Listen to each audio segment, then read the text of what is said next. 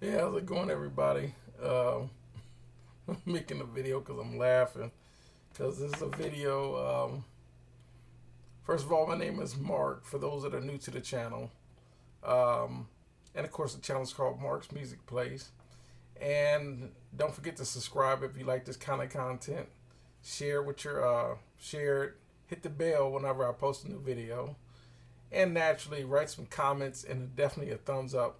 It all helps my channel. So with that being said, uh, I've talked about this before. I want to talk about it again because this is one of those things that is so easy for us to find ourselves getting in financial trouble. And that is the name of the video. Just be careful. Chasing gear will deflect your ability to chase creating music. And it's very easy because it's like we all do it. If I can get this piece of gear, if I can get that piece of gear, if I can get that plug in, or I get that new DAW. And what's going to happen, and you'll notice, you in this game, we can't keep up with the Joneses. The Joneses, if you got $1 trillion, the Joneses got quadrillion. You know, it's like trying to keep up with the Joneses with this is like, because there's always a piece of gear. There's always whatever the case may be. And what happens is we're going to always chase trying to get this gear. And then when we get it, it's kind of like when I was talking about my other video tomorrow. Is it even worth opening up a recording studio? Is it even worth going into the music industry? It's record deals, record labels, and all that. Because in the end, as an example, let's say I had a lot of money to have a facility like Blackbird, as an example. Blackbird has 9 control rooms and line. He's got a lot of recording studios within one facility. The problem is, a lot of those studios, not just his, but there's a lot of them, you're hearing crickets. Like,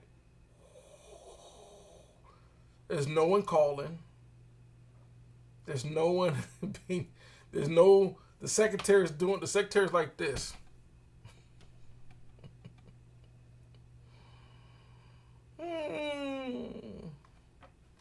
Studio manager like trying to make calls, trying to find, hey, calling up past clients.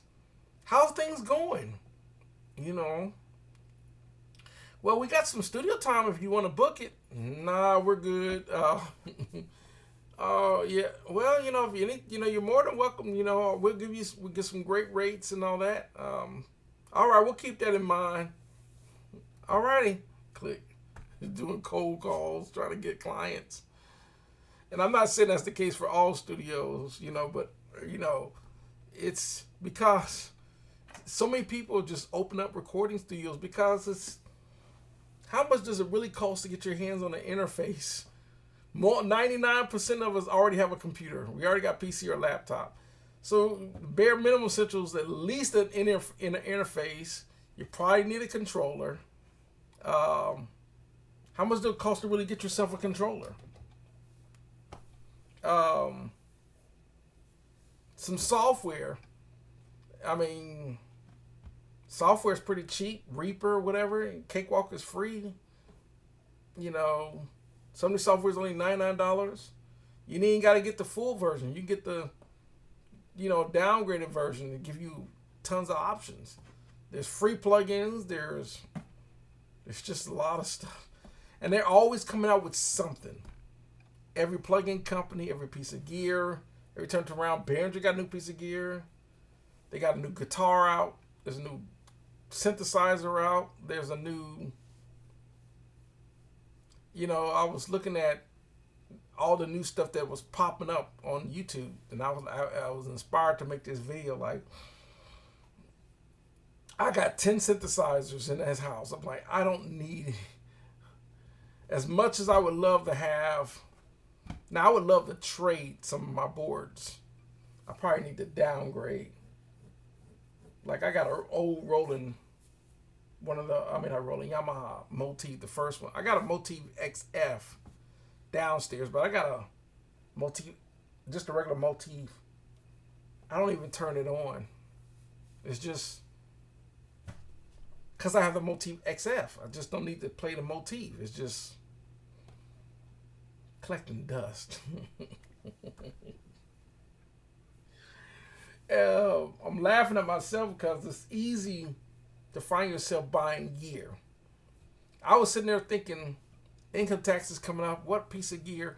Knowing I still need some racks and I still need cables, wiring. I still need more microphone stands, acoustic panels. So I had to redirect my attention on getting the stuff that I need instead of buying more and more gear. Especially when I don't have a whole I don't have a whole flow of clients coming in for me to keep buying gear. Excuse me. It is late, and it's late when I'm going to post this video. So it is pretty late. So I'm about to go to sleep. But I just want to throw that out there because gear acquisition syndrome is a real thing. People may not believe it, but if you next time you check with yourself and see how much stuff have you really bought. Do you were like, I just bought something else. I really didn't need it. And that's probably not the case. That's not always the case for everything, but and especially for a situation in my situation, I have a dream of I have a dream of the gear I want, and I'm still going to be able to chase that dream if it's financially, feasible. But I need to concentrate on the stuff that I need more than the stuff that I want. And that's just what I need to do. So, with that being said, it's kind of like, and I'll end on this note. I was watching a video on Roland. They have the Roland Phantom, right? Now, I have an older Roland Phantom S, but I love that board. That board is a really nice board. It's got a ton of sounds. And of course, Roland came out with the Phantom. They came out with just basically the Phantom. Now they got the Phantom O. And it's like, like one of the boards I got is called the Chord Chrome. But I would like to have the Chord Cronus. And then I have to ask myself, why do I really want the Chord Cronus? Then I have to ask myself, well, how does the sounds in the Chord Chrome sound? Well, the sounds in the Chord Chrome are amazing. So why do I really need the Cronus? I don't really need it for the sequencing of the board because I use DAWs. So I thought to myself, well, dang, do I really even need the Chord Cronus? And Korg got a whole other boards out there, the Nautilus and some other boards out there. These synthesizers keep making synthesizers. And I'm thinking to myself, do I need any of these new boards that are coming out? No. I would love to have some more boards.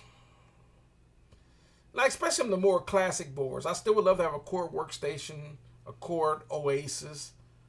Would love to have a few more of the Ensoniq boards, classic like the TS12, the TS10. I would love to get my hands on some other vintage board, the Yamaha SY99. Just to have them, even though I don't need them.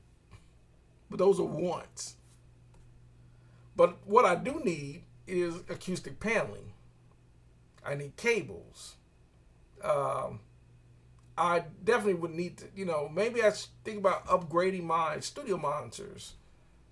I definitely could use a few more microphones. Definitely need microphone stands. Definitely need cymbals for my drums. Drumsticks, stuff like that. So I need to look at the stuff that I need, and I need to look at the stuff that I want. because I still would love to have even a rack mounted synths like the Proteus 1, 2, and 3, the Proteus 2600. I would love to get my hands I would even love to get my hands on a Kurzweil K2600. But if I already got 10 synthesizers, that would probably put me about 22, 23. It's like somebody come in and say, all them synthesizers, like, do you really need all those boards? And the answer is going to be obviously no. I don't. So to wrap it up,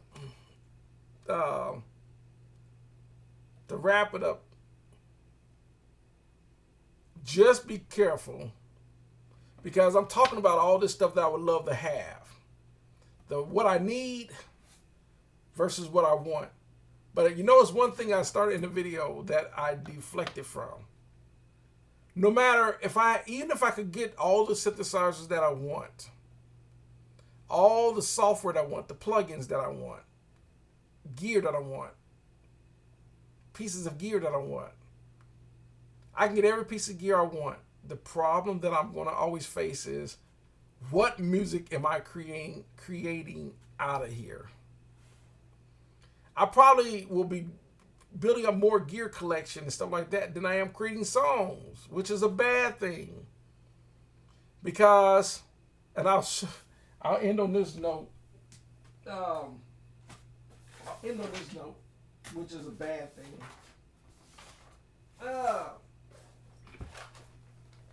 This is cassettes, for those that don't know. This is cassettes, and on these cassettes, any of these cassettes can have anywhere from 10 to 25 songs per cassette, right? Some only got 4, some got 10, some got... So I would say anywhere from 4 to 20 songs per cassette, just depends on... And that's just this bag.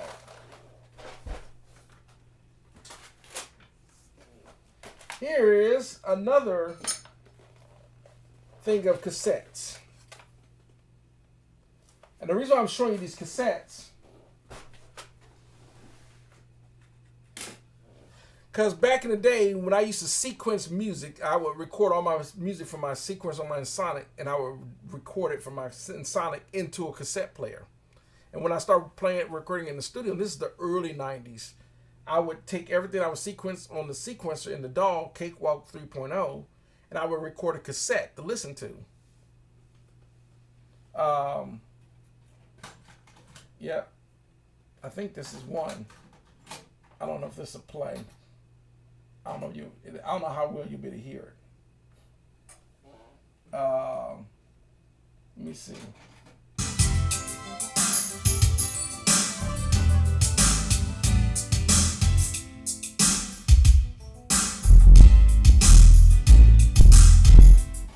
So I'm playing. That's music that I sequenced just using. I used just basically a Lisa D4 drum machine, my Ensoniq, a Yamaha TZ81Z sound module, and Cakewalk. And I was creating all this music. I was just creating because all I had at the time, well, I had very limited resources. And so I was able to create so much music with very limited resources. And because I was able to create so much limited music, so much music with limited resources, it allowed me to create. So I would come up with tracks like I said, I don't know how well this mic is going to pick up this track. But